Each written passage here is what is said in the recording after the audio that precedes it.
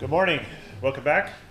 I'm going to go right into this. We've got a lot of new exciting things to get motivated, and we're going to move conceptually at a slow rate this morning, and then that'll set up a bunch of new types of models that you'll learn in the next several lectures through this week and the next week. But we need to get all of our philosophy in place first, and that's the first thing I want to do today. So put statistics out of your mind for a second, and instead imagine you've got 5 buckets positioned equidistant from your feet, and then in a pile at your feet there are a bunch of pretty little pebbles, each of which has been painted with a number. There are 100 of these pebbles. Right, I show only like a dozen here on the screen because I got tired of drawing pebbles. But each of them is numbered individually. They're unique pebbles, right? Each has an identity. But to us, they're just all going to be exchangeable pebbles because we're just interested in what happens when we toss these pebbles one at a time into buckets at random. So I want you to imagine you could toss these pebbles one at a time in such a way that each pebble has an equal chance of landing in any of the 5 buckets. Yeah? If you miss a bucket, you go pick it up and you throw again. Something like that. Eventually, all the pebbles, all 100, end up in the buckets, distributed somehow, and then you count them. And what you get is a distribution of counts of pebbles in the buckets. And my question to you is, what are these distributions like? There's some family of them. What types of distributions are really common, and what types of distributions are really rare? And we can approach this intuitively. Maybe I can motivate it for you. We think about extreme distributions first. So there's only one way that you can get all the pebbles in bucket 1, and that's to have all the pebbles in bucket 1. Right? So there's no other arrangement of individual pebbles which will give you this. Likewise, for the other extreme, you can get all 100 pebbles in bucket 5 or any of the other buckets. So there are 5 unique distributions which have all the pebbles in any particular bucket. Probably you won't ever see that distribution, but it's possible, right? There are a bunch of distributions which can happen a bunch of different ways, but they will look the same, but the individual pebble numbers will be exchanged across buckets. So consider this distribution here where we have 5, 22, 12, 37, 24 pebbles arranged in the buckets. I hope that sums to 100. Someone check. If it doesn't, let's not talk about it. It's supposed to sum to 100. And we could take a pebble from bucket 2 and exchange it with a pebble from bucket 3 without changing the distribution, but it's a different distribution, and it would arise through a different order of tosses. Right? And then I ask you, how many ways could you realize this distribution? Well, that's what we're going to solve today. And what I assert is, this is a principle of Bayesian inference, is this very problem, that some distributions can arise in exceedingly very many more ways than other distributions. And those are the distributions that Bayesian inference gives us. And this is a principle called maximum entropy that I want to explain to you. It's a principle bigger than Bayesian inference that justifies Bayesian inference, and it's going to help us do modeling going forward. So let's put aside arithmetic for a second. I don't really like arithmetic. I'm not very good at it, but I like algebra. Right? It's more fun. So I always like, if there's an actual written digit, I always like to replace it with an x. Right? It makes me happier. So let's replace all those actual integers with n's. We have n1, 2, 3, 4, 5, which are the bucket counts. And let's talk about the properties of these counts and what can happen. At some point in your education, you learned and then healthily forgot the fact that there's a formula for the number of different arrangements of the pebbles that will give you these same counts. It comes from combinatorics. You probably learned it in secondary school and then never used it, right? And here it is. It's called the multiplicity. This is just from combinatorics. The number of unique ways to realize this distribution, n1, n2, n3, n4, n5, is capital N factorial, which is the number of pebbles, in this case 100, divided by the product of the factorials of each. And again, at some point in secondary school, you learned this, right? And then you were like, well, I'm never going to use this. This is crazy. Well, now you get to use it. I'll tell you why it's important. It's the foundation of statistical inference. So give you some intuition. This is a very powerful result because this thing gets big really fast when the ends get equal. And I want to give you a motivation for that. So let's think about an extreme distribution again. But now let's consider only 10 pebbles. Because if it was 100, well, the numbers, will, as you'll see, they would take up the whole slide. So let's do 10. The lesson will be fine with 10. With 100, it's even more extreme. So there's only one way to get all the pebbles in bucket 3. Right? Intuition delivers that for you? Yeah? Now, the formula on the previous slide will also deliver that for you. But there's only one way to do this, to make that happen. How many ways do you think there are? We're going to take one pebble from bucket 3 now, and we're going to move it to bucket 2, and we're going to take one pebble from bucket 3 and move it to bucket 4, so that we've got one pebble in bucket 2, 8 in bucket 3, and 1 in bucket 4. How many different arrangements of individual pebbles do you think can make that distribution? 90.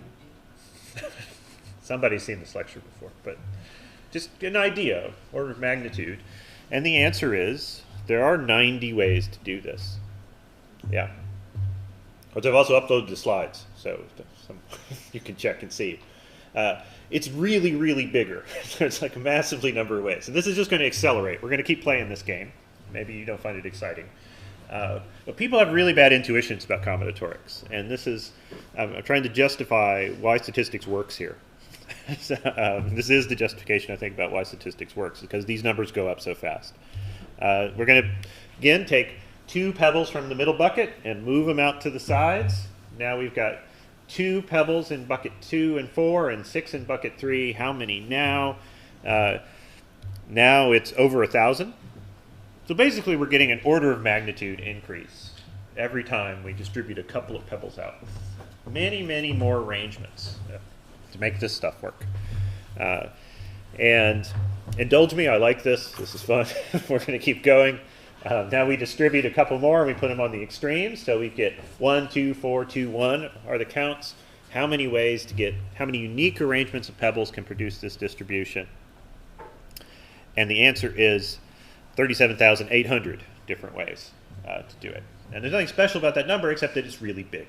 Yeah, and it's hugely bigger than the previous one. Every one of these is massively bigger, an order of magnitude, in fact, bigger than the previous one before it.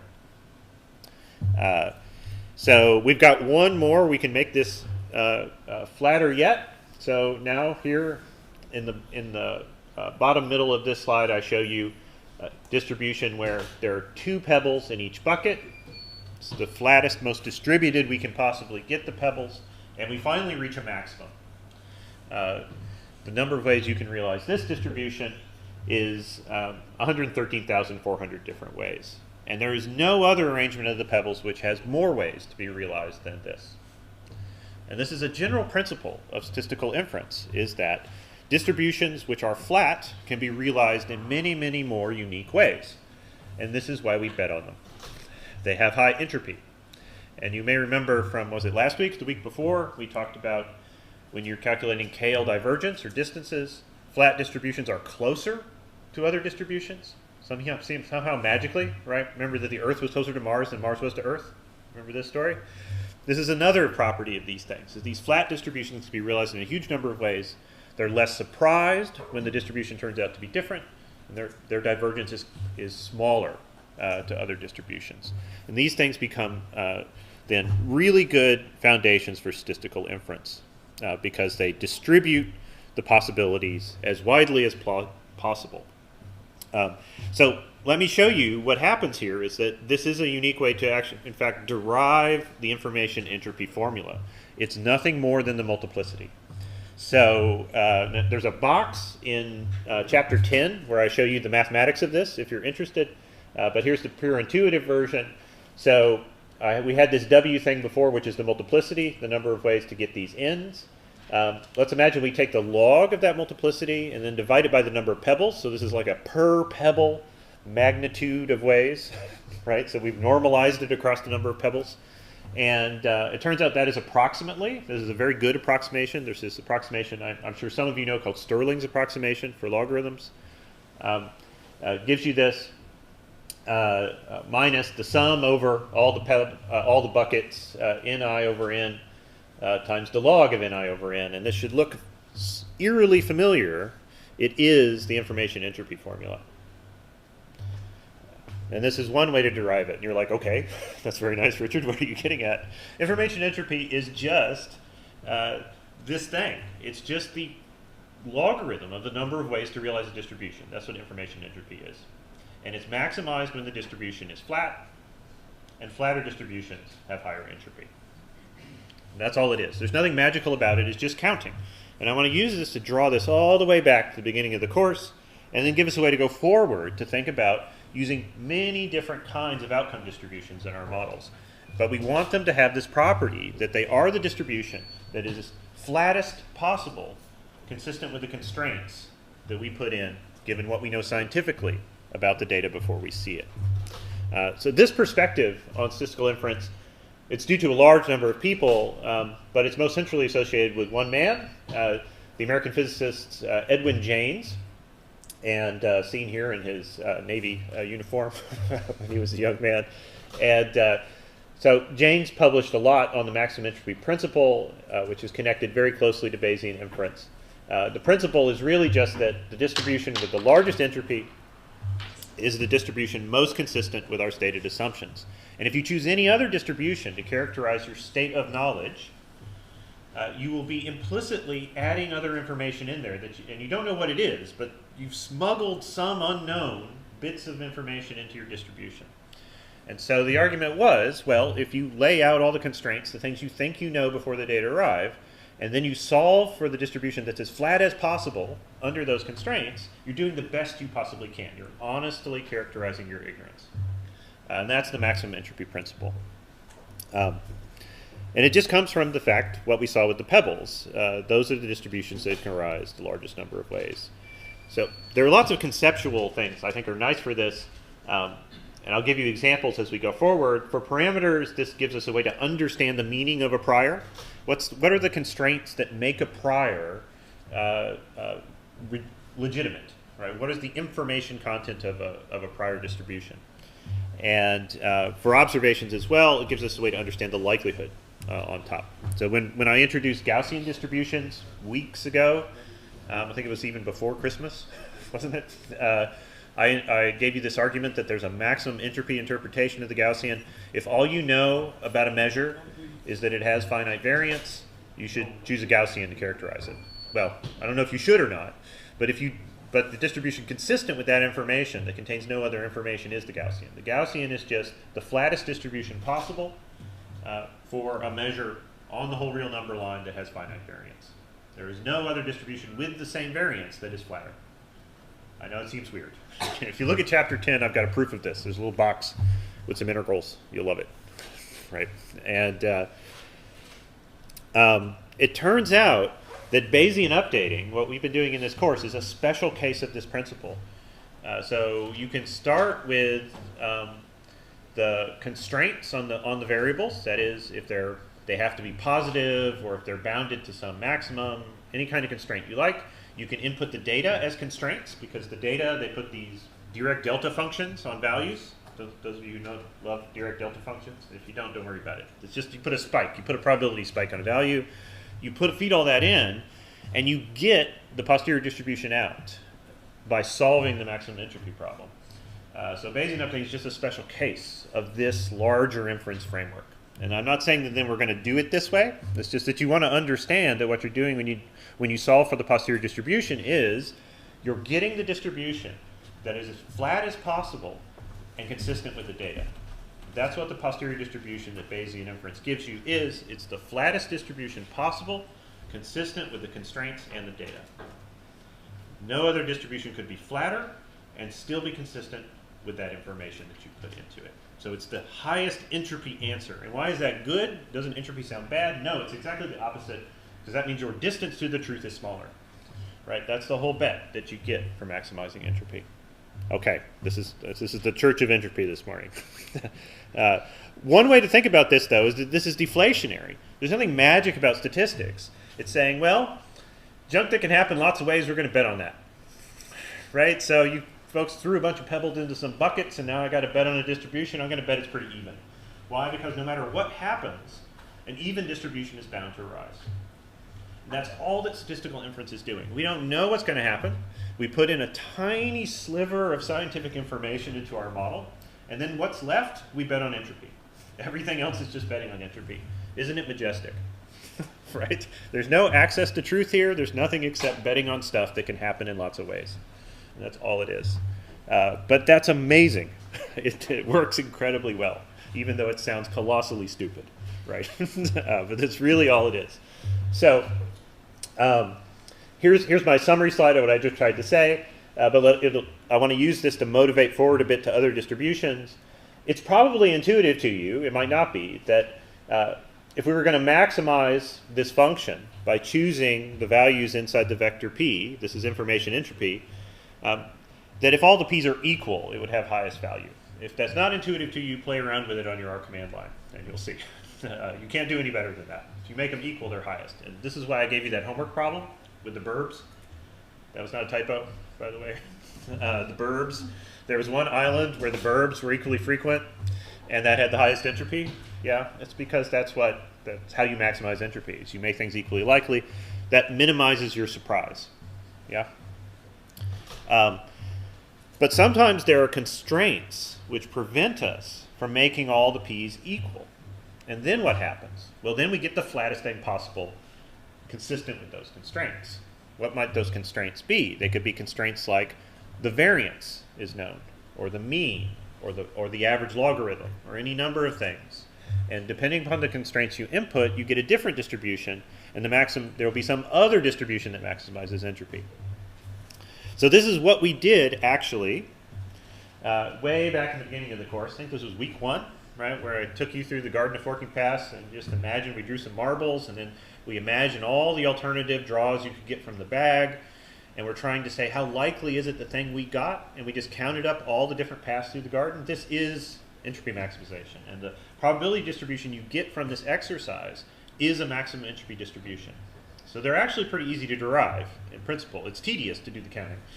There are compressed mathematical ways to do it, but if all you do is count up all the ways that stuff can happen and use that as your probability distribution, then you're using a maximum entropy distribution. So there's nothing magical about it, and all of the familiar probability distributions of applied statistics are maximum entropy under some set of constraints. Now you can use them in the wrong circumstances, right, where the constraints don't match, but under some set of constraints they are maximum entropy distributions. So to give you an idea, the uniform is the one I asserted. If the only constraint is there's some real value within an interval, the maximum, the so-called max int, maximum entropy distribution, is a uniform. That's like your burb homework, right? If instead we have some real value and it has finite variance, then the max int distribution is Gaussian. There's no flatter distribution that could give you that. Again, in chapter 10, there's this whole section where I try to motivate this for you and draw some pictures of alternative distributions with the same variance but aren't Gaussian, so you try to get some idea about what's going on. If you have binary outcomes, you're just counting coin tosses, and there's a fixed probability of each of the outcomes across trials, then the max int distribution is binomial, which is what we're going to play with today more. But that's also the globe tossing distribution that we had originally, or the marble drawing distribution that we had. It's max int. There's no other distribution which is flatter than the binomial. And why? Because the binomial is the distribution that just counts the paths. And any other distribution you use is smuggling some other kind of constraint in there. And maybe that constraint is legitimate, but we got to figure out what it is. Yeah. And then I've been using these exponential distributions all course for scale parameters like standard deviations, but I've mainly brushed aside questions about why. Well, now I'm ready to reveal why I like them. Exponential distributions have this nice property that they have a very clear maximum entropy constraint. If all you're going to say about a parameter is that it's non-negative real and has some mean value, then the exponential contains only that information. So it's very clear what it means. You can set the sort of average magnitude of that scale parameter as a prior and then use the exponential. It's nice. That doesn't mean you have to use an exponential, but it has a very clear interpretation. It has some nice properties. Okay, so generalized linear models are the larger family of geocentric regression models that the linear regressions we've been using are members of. So the Gaussian outcome model is a special case of this bigger strategy where we have some probability distribution for an observable variable, an outcome variable, and we want to connect a linear model to the mean of that distribution somehow. And I call this the generalized linear modeling strategy. It's this gambit. And it's unreasonably effective given how geocentric it is. It works amazingly well. It really has no business working as well as it does. The general strategy is we pick some outcome distribution. How? I'll talk about that. You won't be surprised to hear that maximum entropy is the principle that I think is reasonable. Then you model the parameters of that distribution using weird things called links. I'll explain what those are. Those links, well, what do? Well, they link the distribution to some linear model. And then, of course, step 3 in Bayesian inference, you always know what step 3 is, right? Compute the posterior distribution. Or step 3 should be question mark, question mark, question mark, and step 4 is compute the posterior distribution, right? But so this is a very powerful approach. You can do all kinds of fancy things. You can do multivariate relationships and nonlinear responses, lots of stuff with this same basic strategy. And I would say 99% of applied statistics is just generalized linear models. And then often, even if you don't want to play this game, and you have some scientifically derived model, when you write it down, it'll turn out to be a generalized linear model by accident. Why? Because of maximum entropy. Right? Real generative processes also generate maximum entropy distribution. So you end up with a GLM in an unreasonably large number of circumstances, even when you don't want one. It's a bizarre thing. I have some colleagues who are also statisticians, and people come to them with stats problems and ask them, they ask my colleagues, what sort of model should I use? The colleague will say, well, I don't know enough details yet, but I bet it's a GLM. Right? Let's just start there. You probably want a GLM, and that's usually the case. So how do we pick an outcome distribution?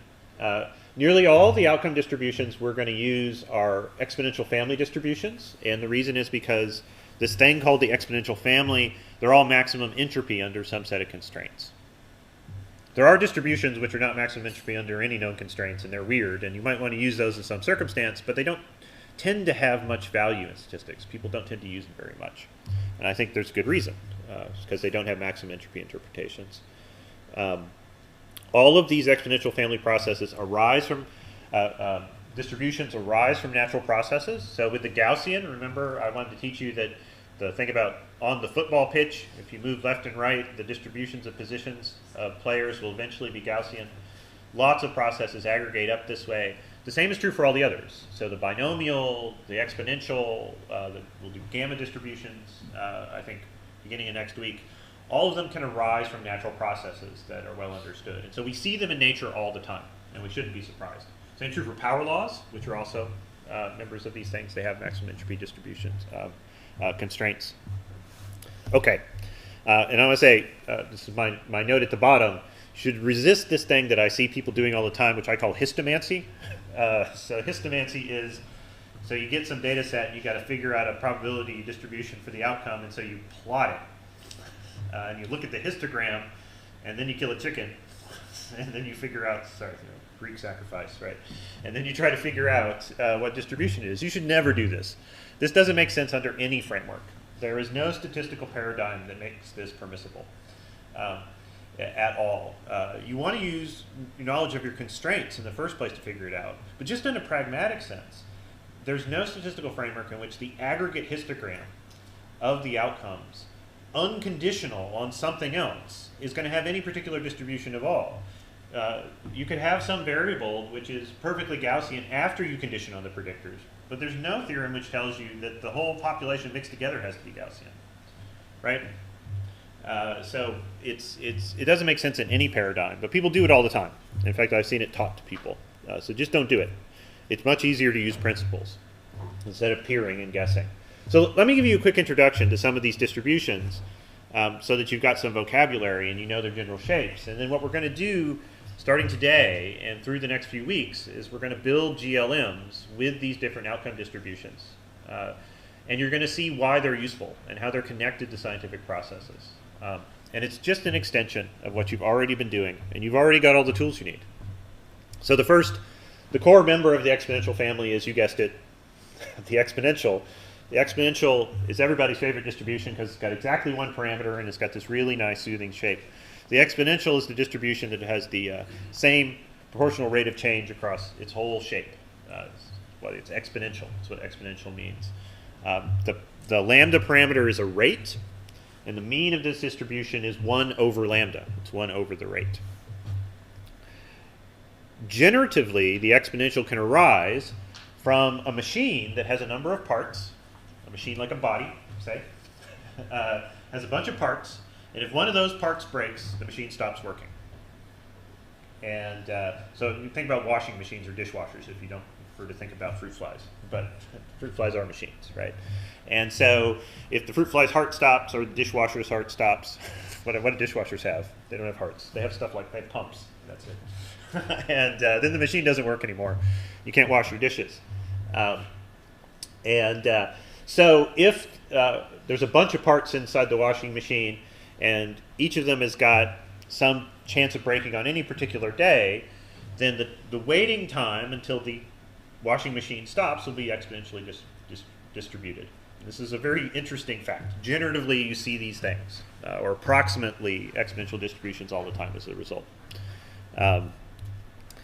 If you count events emerging from an exponential distribution, say now you got a bunch of fruit flies. Sorry, I don't mean to pick on fruit flies, but I did biology as an undergraduate, so we had lots of flies in tubes, right? It's the thing. It's like a pastime. And I also used to live in California, where fruit flies actually run the state, I think. Right? Sit at a glass of wine. Soon there will be a fruit fly. And so say we're counting fruit flies ascending to heaven, and in some fixed window of observation, those mortality events, ascendance events, arise exponentially, and we count them up. It turns out the distribution of mortality events is binomial. It's like coin flips. You've got so many flies, each one could or could not ascend, and you count them up and you get a binomial distribution, which is the maximum entropy distribution for binary events with some constant expected value. There's no other distribution that is consistent with those constraints and distributes the probability more evenly. And to think about this, it's a bit counterintuitive, and there's a section of chapter 10 where I also prove to you that the binomial is maximum entropy, because that's not very flat, right? But that's because there's a constraint that the expected value is high. So it's got to bunch up against the ceiling, right? Most of the flies die eventually. All flies go to heaven. It was a Disney movie, right? Okay. There's this other distribution that we're going to use, I think starting on Friday. I'm going to spend all of Friday on this distribution. It's one of my favorites, called the Poisson distribution. Or if you're speaking English, you can just say Poisson. Really, you don't have to do the accent, right? And there are two ways to think about getting this. If you start with a binomial distribution, if you have some binomially distributed random variable, but the probability of any particular success is very low, and there are a huge number of trials. So what does this mean? There's a lot of flies, and the flies have really long lifespans. Then your count mortality events among flies, it'll have a Poisson distribution. Or Poisson. I should stop sounding pretentious. Also, you can just count exponential events that have a low rate, and you'll also get a Poisson. So Poisson. The Poisson distribution is just a special case. But it's a count distribution related to the exponential. And again, it arises in nature all the time, and we're going to do good stuff with it. Also, if you think about the time to the event in the exponential, how long did you wait before your dishwasher broke, right? And you're recording, or times to death for fruit flies. If you start adding those times together, so say like 2 things have to break before the dishwasher stops working, or you want to know the amount of time before a certain number of fruit flies have died, then those waiting times are distributed in another way, the gamma distribution. The gamma distribution is a distribution of waiting times or distances in which multiple things have to happen before the event of interest occurs. And then you get a gamma distribution. Gamma distributions also are really common in natural phenomena. It's also maximum entropy. a maximum entropy distribution. For example, age of onset of cancer is gamma distributed. Why? Well, no one knows for sure, but it's plausibly the case because there are lots of cellular defense mechanisms, and all of them have to fail before the cancer can get going, right? It's like a bunch of locks in the cell that are trying to stop it. And so the gamma distribution is distribution of the waiting time until all those things fail. And so it's true that in humans at least, age of onset of cancer is gamma distributed. If you get a gamma distribution with a really large mean, it converges to a normal distribution. And now we're back home. And we've got normals again. Yeah, there are lots of other ways to get a normal. This isn't the only way, right? All roads lead to normal. And once you're normal, you're stuck in normal. It's like an absorbing state. There's no way out. Yeah. So what's the point of this? I don't expect you to memorize this. I just want to show you that there's consilience to all this. There are generative processes which link together all the distributions we use in stats, and each of them is principled based upon the constraints on the variable that we're counting. And then all the rest of the shape of the distribution comes from maximum entropy. It comes from betting on things that can happen lots of ways. Those are the things that are more likely to happen in proportion to the more ways that they can happen. And that's all it is. It doesn't mean that these things are correct. But it's the betting part of statistical inference that arises. Okay, I got half an hour left, so now let's do some actual statistics. I'm going to build on this. And so I showed you this before, right? The tide prediction engine, or maybe a different one. This is Lord Kelvin's tide prediction engine. And I put it in here again because when we get to generalized linear models, this metaphor is very potent. What is this metaphor about again? So this is a mechanical computer, and there's a certain part of it that is the prediction of when the tides will come. And then there's all this stuff at the bottom, which is just calculating junk that allows the calculations to work. The bottom are your parameters in a model. And the top is the prediction space that you're interested in. And this was true even with Gaussian models. As soon as you had interaction effects, things got really hard, and we had to start doing those triptych things that I like, remember? Lots of things to understand the model. With generalized linear models, you're absolutely wedded to this prediction perspective if you want to understand what's going on. These things are like tide prediction engines. The relationship between the bottom layer and the top layer is nonlinear now. It's got a bunch of intermediate things, which are hard to have intuitions about, but you can understand these models as long as you resist the urge to understand the parameters. I know that sounds bizarre, but you want to understand the prediction space. You understand the parameters by looking at their effects on prediction. So how do we build these things? So I just went through the sermon on maximum entropy. You pick an outcome distribution. This turns out to be pretty easy in practice. You're not going to be solving some Lagrangian optimization problem, right? Like an economist would, Jeff, right? But because that's how you find max distributions. You usually use Lagrangian. But you don't have to do that. You just need to think about, before the data have arrived, you know things about the outcome variable, just by its very nature. So for example, a count variable, which is what we're going to start with. Those are the most useful generalized linear models. Count variables are integers starting at 0. Guarantee it. So there are no negative counts, right? A difference can be negative, but a count can't. So from the very beginning, you know things about the variable before you've seen the values in the variable. And then that constrains the distributions that make sense for it. And so the count distributions that arise are the Poisson, the binomial, and then the multinomial, which is just an extension of the binomial to more events, and geometric, which I'll talk about later. Geometric is like the exponential, but for discrete counts. We're going to work with count models this week, and then starting next week, I'm going to talk about models that I call monsters. They're monsters because you glue together different kinds of distributions with special link functions to do very useful things for kinds of data that arise naturally. The most common sort are things like ranks or ordered categories. There are psychologists in the audience, yeah, if you want to reveal yourselves. Likert scales, is that how you say it? Likert scale? Yeah? Okay, someone's nodding yes. I've never known. And Likert was a person, right? Okay, it's not a location or something like Likert, Pennsylvania. But so these things in psychology called Likert scales, which are these ordinal integer scales. And they're not metric, though, because typically you'll ask somebody, how happy are you today on a scale from 1 to 7? Something like that, right? And what it takes to get a person from 1 to 2 might be very different than what it takes to get them from 6 to 7. And so while they're ordinal, they're not metric. The distances between the different values are not constant. And so these things are really nasty to model, I think. Usually people just wave their hands and use a Gaussian, right? But we're going to do better. I'm going to show you how to do much, much better than that. But we're going to build a monster to do it, right? It's how you fight monsters. You make monsters, right? And I'll also show you how to do the same thing on the prediction side. Sometimes you have predictor variables, which are ordered categories, and the same thing applies. The distances between the units is not constant. You don't want to treat them as metric. You can do the same thing on the right-hand side of the equation. So I'll show you both, but this will be next week. And then mixture distributions, which will provide a transition for us into multi-level models, which are cases where we take, usually it's a count model distribution, like a binomial or a Poisson, and then we model one of its parameters as emerging from a distribution where there's heterogeneity. These are called mixture models, and they're really useful. They're super useful. And they bear a lot of resemblance to multi-level models. So I'm going to show you some examples of these mixture distributions, and then following immediately on the heels, we'll start really doing multi-level modeling, because it'll provide a nice conceptual introduction.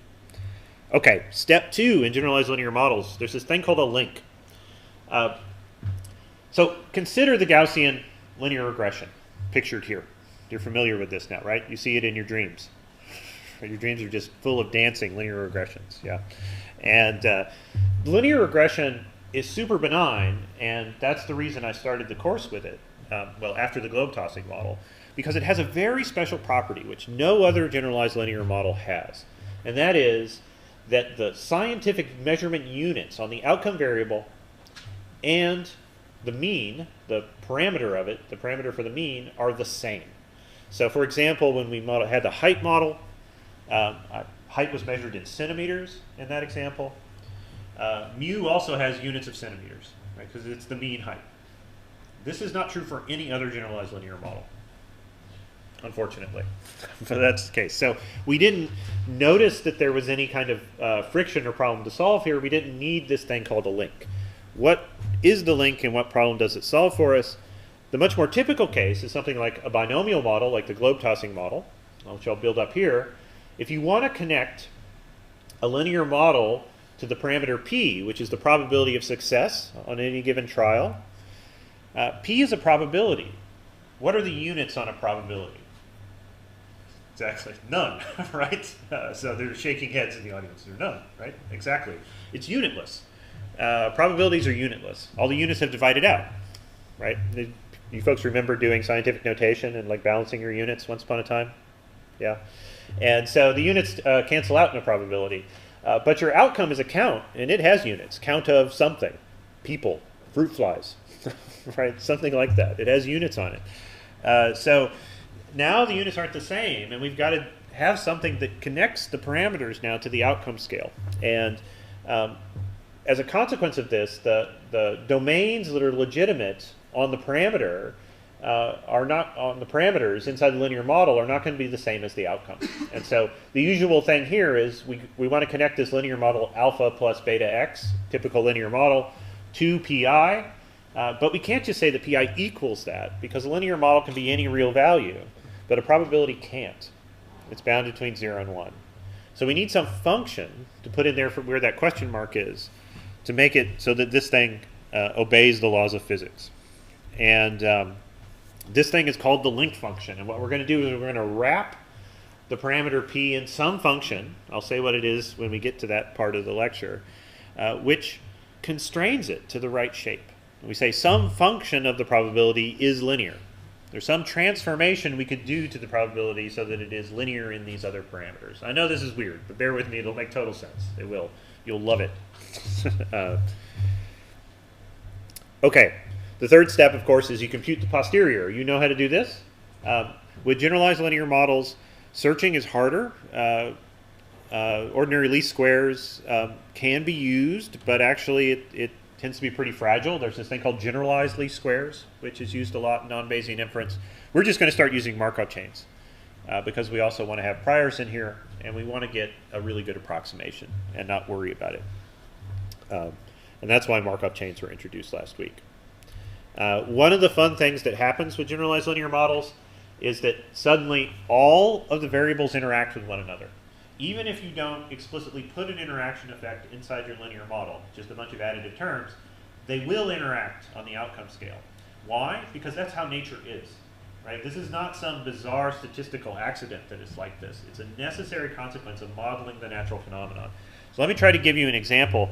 Again, remember, I was a biologist, so all my examples are things like lizards and dandelions and stuff. But so imagine you're trying to understand the habitat preferences of some real animal, right? Like a reptile. And sorry, I'm a primatologist, so I have to make fun of myself all the time, right? But with reptiles, if it gets really cold, their probability of survival is very low, and it can get really hot, and they can live under really hot temperatures, right? So this is like Australia. Australia right now has been like 45 degrees centigrade for 3 weeks or something like that. Yeah, I don't know. All the humans are fleeing in rafts or something, and the lizards are loving it. And so anyway, what I want you to see is that on the probability scale in the vertical here, eventually things get cold enough that you're dead no matter what, right? You can't die twice. This is the basic fact about the physics of mortality. And so if any one variable is going to kill a lizard, then it doesn't matter what the values of the other variables are. That's an interaction effect. When the effect of a predictor variable depends upon the values of the other, and that necessarily arises from what I call ceiling and floor effects in probability outcomes. If it's sufficiently cold, I don't care how much food you give the lizard, it's going to die, right? That's an interaction effect, where the effect of feeding is conditional on the temperature. Yeah? And that, again, that's not a statistical accident. It arises from you want your model to do this. You absolutely want it to do this. There's a box in the book where I try to show you mathematically the consequence. If you like to think about these linear regressions this way, if you just think about the rate of change in the mean of a linear regression with respect to any old slope, that means you take the partial derivative of mu with respect to beta. It's a constant. It is the beta coefficient. That's why linear regressions are so nice. Do this with any generalized linear model. Oh yeah, the chain rule kicks in. You'll be taking that derivative for a couple minutes, or you can use your computer, and you get a much less nice expression. So for example, this in a logistic regression, which is what we're going to do today, starting today and through Friday, this is the equation for a logistic regression. P equals this thing. I'll explain this to you in a few minutes. And if you take the partial derivative of p with respect to x, you get this thing on the right. And you're like, what is that thing? Yeah, well, that's the rate of change in probability as you change x. And the whole linear model is still there. You see it? It has not gone away. So that's why everything matters. That interaction arises as a consequence of the compression of the scale. Okay. So let's actually move into doing some good work here. We're going to work with the binomial distribution and model some counts of events. This is like the globe tossing thing from the beginning of the course. What is the binomial distribution for? It's counts of some specific event out of n possible trials. So n is the maximum value that it could take, and 0 is the minimum value it could take. And there's some constant expected value conditional on the predictor variables. Right? If you change the predictor variables, you get a different constant expected value. But for any specific set of predictor variables, the binomial assumes that there's a constant expected value. And then, under those conditions, the maximum entropy distribution is binomial. It's the distribution you get by counting the pass through the garden of forking data. So there's two parameters in a binomial, n, which is the number of trials, the number of coin flips, and p, which is the probability of success on any given trial. I know you're familiar with this already because we worked with it in the beginning of the course. The expected value of binomial is n times p, the number of trials times the probability of success in any given trial. And the variance is np1 minus p. The variance and the mean are not independent anymore like they were in the Gaussian. And in general, the Gaussian is the only distribution you will work with in your life where the mean and the variance are independent. Every other case, if the mean gets bigger, the variance gets bigger in most cases. It's not true for the binomial because if the mean gets really big, you bunch up against 1, right? So the relationship here is actually, when is the variance maximized in a binomial? When p is a half. Yeah. Those of you who work with genetics and stuff, you're familiar with this, right? With diversity indices and things. Ecologists know this too. Yeah. But the lesson I want you to get is that that case where mu and sigma are independent in a Gaussian. That's a really rare circumstance. It doesn't happen with anything else. Okay. So we're going to plug a linear model and attach it to P. How do we do this? We need a link function. Let me motivate this link function for you. So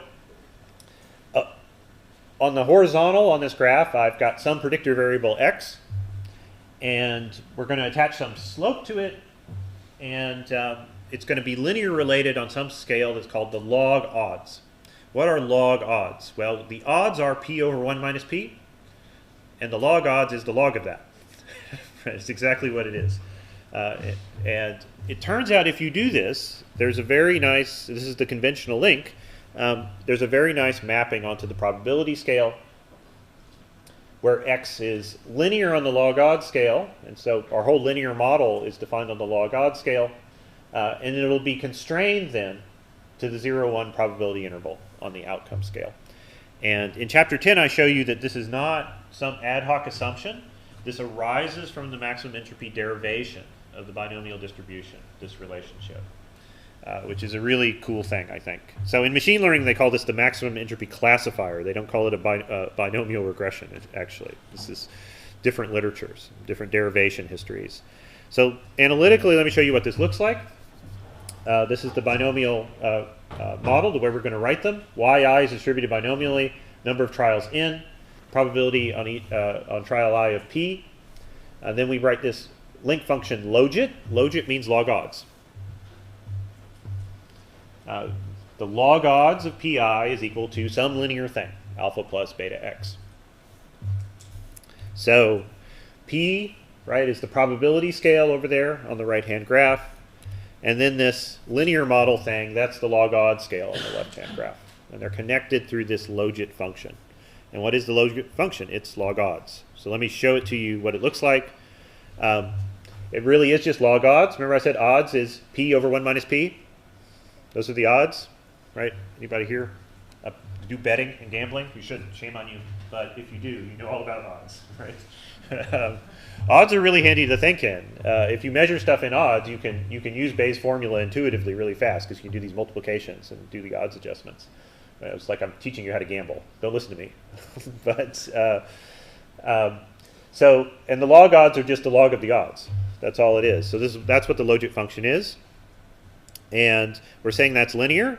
So how do you get back to the probability scale? You just use algebra and you solve for p. And then you get this thing, which we're going to call it the inverse logit. But it's also the logistic function. If you're an ecologist, you know this is a logistic growth function. Right? It shows up in all kinds of cases. So this is the conventional way link in a binomial GLM because it has maximum entropy properties. It has lots of good mathematical properties. For users like yourselves, you want some intuition about how it works. Because this log odds scale is there's a metric scale there, and you want to relate it to the probability scale. So this is a graph to help you understand this. So on the horizontal axis, we've got the outcome scale of probability. 0 on the left, the event never happens. 1 on the right, the event always happens. 0.5 in the middle happens. Equal time, yes and no. On the vertical scale, we've got this alien log odds thing, right? On the log odds scale, 0 is 1/2 on the probability scale. So that's your anchor point. Think about log odds of 0 is equal chance on the outcome scale. But then log odds get smaller and the probability goes down towards 0, and it gets bigger and it goes up towards 1. On the log odds scale, you can go to minus infinity and you can go up to positive infinity. But the probabilities will stop at 0 and 1. There's this compression effect between the two. So I want you to understand that you need some anchor values to think about it. A log odds of 1 is about 3/4 of the time. And minus 1 is about 1/4 of the time. Yeah, about. Close enough for government work, right? A log odds of 3 is 95% of the time. Or minus 3 is 5% of the time. Log odds of 4 is always. Log odds of minus 4 is never. Log odds of 5 is really always. Log odds of minus 5 is really seriously, I'm serious this time, absolutely never going to happen. So this turns out to be really important for defining priors. We'll get to that in a second. When you put a prior on the log odds scale, you need to interpret it on the outcome scale, and that's tricky. But you already know how to do it because I taught you how to do prior predictive simulations, right? So we're going to do that for this and avoid all the disasters that could arise. Okay, this is just a summary slide for my logit link lesson. We use this thing because it's the natural link inside the probability formula. It's the log odds are in a sense the fundamental parameter of the binomial distribution. Again, there's this box on page 313 to 314 where I show you this. Without any assumption, this weird link function arises naturally in the derivation of the binomial distribution. There are other cases, though, where you want a different link, and those are equally justified by the natural processes you're modeling. And the common ones would be probit. This is very common in economics because economists always want to do things different. I think they're cool kids, right, Jeff? And and the complementary log-log. There are big and legitimate statistical literatures which use these links. I am not going to use them in lecture here, but that's not because I think badly of them. I just wanted to let you know. If you've got a scientific model, you can nearly always derive the link automatically. And I'll have an example of that when we get to the Poisson models. And I'll show you an actual scientific model where the link function emerges just from the basic science. Okay, I got 10 minutes though, and I want to talk about chimpanzees. So, I always want to talk about chimpanzees, right? But especially now.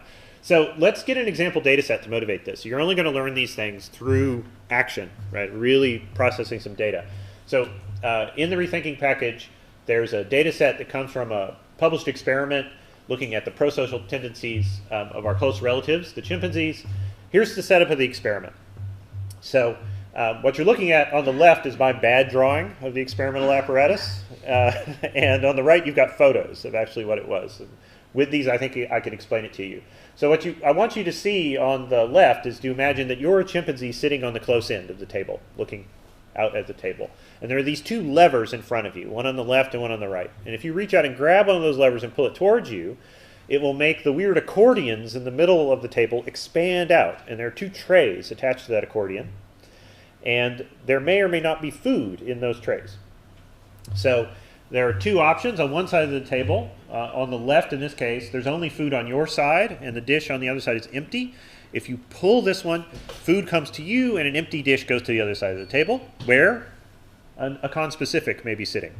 Yeah, that conspecific has no levers. They are helpless. They are at your mercy. Yeah. And if you pull the other side, there's a so-called prosocial option where there's food on both ends. And if you pull that one, both of you get a snack. Right? These may be grapes. Chimpanzees will do anything for a grape. Yeah, maybe not anything, but a lot. They really like grapes. And so what we're interested in is whether chimps care about this distinction. What's tricky about doing an experiment like this, of course, is that it's not enough just to do the experiment as this table is set up, because they may just be attracted to more food and pull the right-hand side in this case because there's more food on that side. Even though they only get one of the items, they might pull the right-hand side because, well, there's more food there. Yeah. If you hung out with a chimpanzee, you realize the risk of this, right? Or a child, a human child, very similar. They'll always point to the bigger pile. And so there's one of the experimental treatments is to remove the partner from the other end. It's not just that we're interested in whether or not they pull the right-hand lever in this case, or rather they pull the lever that's associated with the prosocial option, because that'll be counterbalanced, right, left and right, because chimpanzees are handed like people are. Most of them are right-handed, and so you have to adjust for handedness. But you want to know the difference, the interaction effect. You want to know whether they pull the prosocial option more when there's another individual at the other end. Does it make sense? I think it's a clever experiment. It's just cool. So, and chimps got a lot of grapes, so it's always good. So to summarize that, two conditions. There's the partner and the alone condition. With the partner condition, the other individual's on the end. And the alone condition, the other end table is empty. Two options, the prosocial and asocial option, which are counterbalanced left and right across trials. Each focal chimpanzee does a bunch of different trials on different days. And then there are two outcomes you can observe. They pull the left lever or the right lever. We want to predict this outcome as a function of the condition. That is the total treatment that the individual found themselves in on that trial. so that we can figure out whether chimps prefer the left lever when the partner is present and prosocial's on the left. This is an interaction effect. So I get to teach you binomial regression and interactions again, all at once. Yeah. Here's how we're going to code it. Let's take all the possible coding treatments and make it into an index variable. So there are 4 possible distinct unordered treatments. We're going to number them 1 to 4. Number 1 is the prosocial options on the right, and there's no partner at the other end of the table. Number 2, prosocial options on the left, and there's no partner. 3, it's on the right, and there's a partner. 4, it's on the left, and there's a partner. These are all the 4 different possible treatment combinations. And we want to estimate the tendency to pull the left lever in each of these, and use that to figure out if there's an interaction effect, right? So the linear model in the left, the only novel part of this model is the binomial part in this logit thing. The rest is, you know, ye olde linear model, right? I've got a vector of alpha parameters, 1 for each actor. You're going to see this is super important. There's repeat measures on actors, and actors have handedness preferences. So alpha is measuring handedness. Right? It's like adjusting for the back door through handedness is what you're doing in this case. And then we have a vector of 4 beta parameters, 1 for each treatment. And I leave the priors to be determined because there's several slides about that coming up. Does this make sense? Yeah. Oh, I wanted to say here, I'm going to write binomial 1p in this course, but sometimes you'll see that written as Bernoulli p. The Bernoulli distribution is just a binomial with 1 trial. It's like the binomial named after a Swiss mathematician. I think that's... Bernoulli was Swiss. Does someone know? I think he was Swiss. Okay, how do we do priors? Priors and GLMs behave in very counterintuitive ways. And so I think the only responsible thing to do is do prior predictive simulation to see what the implications are of the priors on the outcome scale before you fit the model to the data. So let's consider the basic problem of a skeletal version of the binomial regression where the linear model is just some alpha parameter, some intercept. And this will be the average log odds of the outcome. That's all alpha is going to mean. It's just the average log odds across all trials. What kind of prior do we want to set on that? So let's say we put a Gaussian prior on this thing. That makes sense. Alpha is on the real number line, so we can assign a Gaussian to it. But we have to, and 0 makes sense if you want, because 0 means a half. So if you want to locate it, the prior on a half, so that it's neither more common or less common than chance, that makes sense. But what about the scale? And I put this omega in here to say that's our choice. We have to pick an omega. What happens when you pick omega? So let's say we pick something seemingly benign like 10. That'd be weakly regularizing in a kind of linear regression, depending upon the scale that you use. Let's do prior predictive simulation with this. And again, all the code to do this is in the book. You know how to do prior predictive simulations, though. And what happens is what I show you here. On the bottom axis of this plot, we have the probability scale. That is the outcome scale of the event. This is the prior probability the chimpanzee pulls the left lever from that model. The black density curve is the prior where you assign alpha a normal 0, 10. This looks really strange. Why is it like this? Because a Gaussian distribution with a standard deviation of 10 has huge amounts of mass outside of log odds 3 or minus 3. It's piling up. Almost all the prior probability says either it never happens or it always happens. Even though, if you're loving this, I can tell Rihanna's loving this, even though 0 is the point with highest probability in the Gaussian, but most of the mass is out in the tails, outside the extreme log odds intervals. Because remember, 4 means always, minus 4 means never, right? And a Gaussian with a standard deviation of 10, think about it, that's the standard deviation. So 95% of the mass then is between 20 and minus 20. Yeah, so almost all of it is, so what happens when you transform it to the probability scale is you get these spikes at 0 and 1. This prior thinks either it always happens or it never happens. And that's not what you want to assume, I think. Right? Probably not what you want to assume. This is a very bad default. It can get worse. So lots of people run Bayesian binomial regression models where they'll put a standard deviation of 100 in there. And this just makes it really absurd. This prior is not harmless. This can do a lot of harm, actually. So you want to use something that's actually sensible. I'm going to adopt this convention. It's just about as flat as you can possibly get. I think we probably would want to regularize a little more than this, but I'm going to adopt this heuristic position of just having something flat on the probability scale, and that would be normal with a standard deviation of 1.5. And then it's basically flat on the probability scale. Yeah, but it's definitely not flat on the log odds scale. It's pretty concentrated around the middle. Prior predictive simulation lets you suss this out. You can figure these things out. Does this make some sense? Are you terrified? Don't be terrified. You just have to simulate. Yeah?